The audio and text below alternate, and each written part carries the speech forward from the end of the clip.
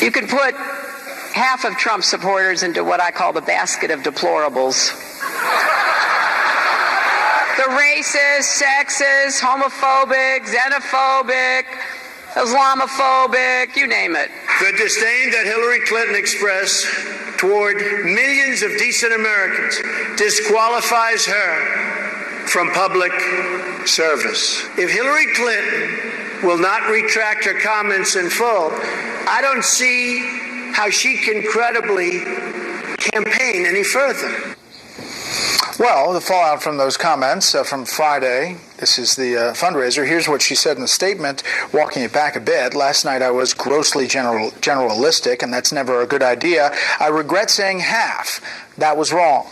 It is deplorable, she continues, that Trump has built his campaign largely on prejudice and paranoia and given a national platform to hateful views and voices. Charlie, we've seen this turned around as an ad for the Trump campaign, running in Pennsylvania, Ohio, North Carolina, and other states. And you heard Governor Pence earlier in the show. I don't even believe her when she says she regrets saying it. I think that she purposely said it and was delighted to have it. I think that it raises the issue of, you vote for me or you're supporting a racist. And I think that it's a way of sending that message to all of our troops and voters. When the media looks you in the eye after another weekend in a major American city, call for more gun control. If our politicians are truly using the carnage they refuse to stop to attack the rights of honest, hardworking Americans caught in living hell, then they are guilty of the most despicable form of racism imaginable. What has been allowed to happen in our inner cities is an absolute disgrace. If the same epidemic of poverty, gang violence, and broken schools poison the neighborhoods of the nation's political class, you'd better believe they'd be talking about real solutions, not gun control. I'm the National Rifle Association of America, and I'm freedom's safest place. Stops coughing and seems stronger, I think it goes away. I'm not saying that it is pneumonia. I'm saying that's what will happen if it's true. Right. If there's something more, they owe it to the Democratic Party to talk about this immediately, and Democrats are right to be nervous about this. Rick, let's assume that AB's scenario plays out, and she bounces back quickly and is back on the trail. Does the handling of this leave any kind of an indelible mark that will remain through the rest of the campaign, or does this episode simply go away? This is a pivotal moment, I think, because you have two different issues. You have her health, and then you have the handling of that and the accountability and transparency around that. And I think it gets to the broader issue, which is the Clinton campaign is built on delegitimizing Donald Trump, arguing that he is not fit to serve. For that to work, you need to make an argument about your own candidate's fitness to serve. That has been undermined here, and I think their response, even now, developing in the next few days when we see her emerge publicly, I think will be critical in shaping impressions around this, and I think for good reason, because there's still a lot we don't know about both candidates' health. So does she, just speaking about her for the moment, does she need to send a doctor out to take questions, or can she simply reappear, issue a statement with some data in it, and move on? I think the pictures speak, but I think more than that, you need to know the full medical history. You need to be able to interview the doctors, interview her about her health. Bill Clinton is out there talking about it a bit, but I think it has to be a lot more than just providing a note from a doctor in this case, and then going out there and allowing yourself to be filmed functioning normally. I think it has to be, for the fact that we've got a 68 and a 70-year-old candidate, you need to know a lot more about that. What do you think, AB? I agree. Look, if she has something very serious, then she has to drop out of the campaign. If it's something that's so big she can't reveal it in her medical history, she needs to leave. If she doesn't, she needs to reveal her complete medical history, calm everyone down, and shame Donald Trump into revealing his. We have the right to know with a 68, a 69-year-old, 70-year-old candidates what's going on and how fit they are for office. He said today that he just had a physical and will release some extensive, or some specific, I should say, data out of it later. It's not the same. Does he have to do as much as she does? Because he hasn't been the subject of a health episode. Medical history is everything that you've ever been through that's challenged your body. It's not your cholesterol level or your blood counts from last week from your recent test. If he releases even a complete workup from his physical, this recent physical, that's not enough in your judgment? I think at their age, they both should be revealing a complete... Going back years. You agree with that, right? I agree. It's not just a snapshot, and I think any doctor would say the same. You need to know a lot about the detail. And the Clinton people are right. She has put out more information than he has. That doesn't mean she's put out enough, and that doesn't mean that they've adequately answered these questions. And if you go back 72 hours, if they had handled this differently, if they come out and said, you know what, she has pneumonia, guess what? It's not the end of the world. She goes off the trail for a little bit. No one would have looked twice at the fact that she left early, and we'd be moving on. Instead, it was a day of kind of evolving explanations. Yeah, I'll say more with the panel in just a moment. In the meantime, it has been customary for years for a small pool of journalists representing all those covering a president or presidential nominee to be part of the candidate's entourage, riding in the motorcade, remaining close at hand during events.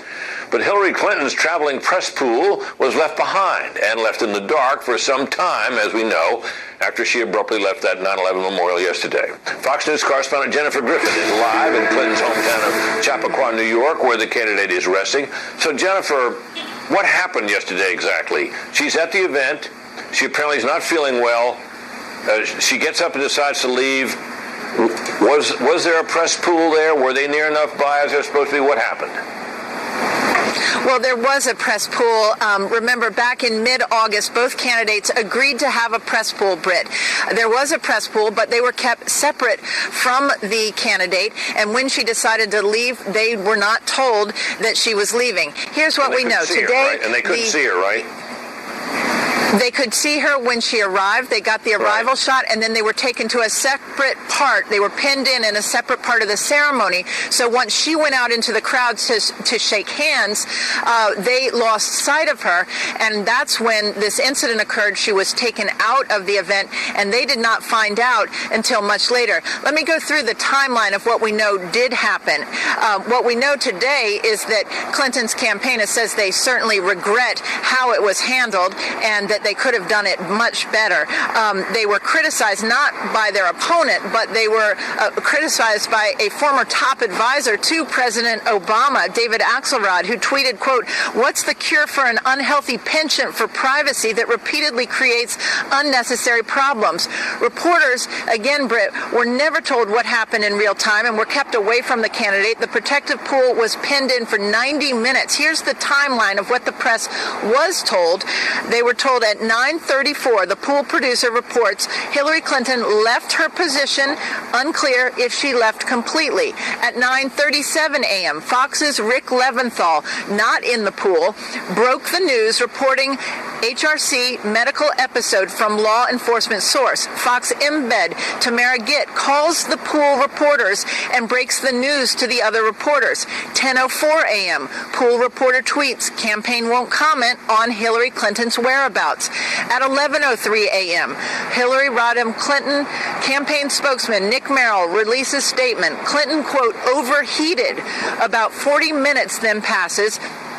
At 11:47, Hillary Clinton finally departs from her daughter Chelsea Clinton's apartment in the Flatiron District in downtown Manhattan. She smiles and waves and hugs a young girl who wishes her well.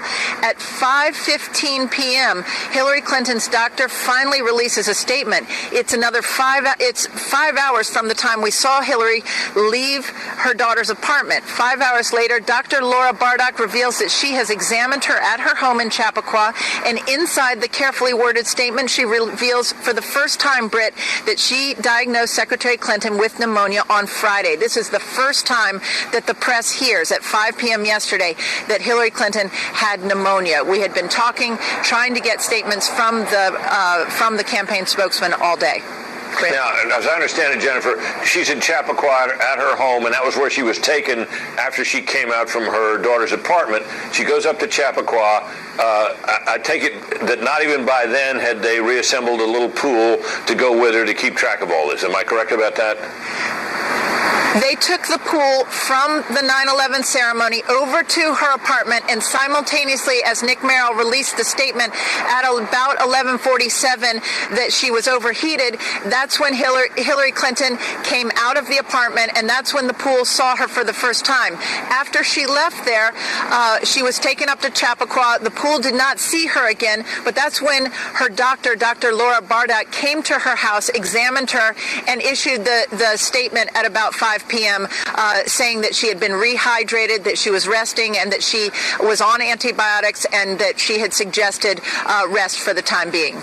Now, Jennifer, has there been any indication today about why we had this, which to explain what was only later did we get the diagnosis?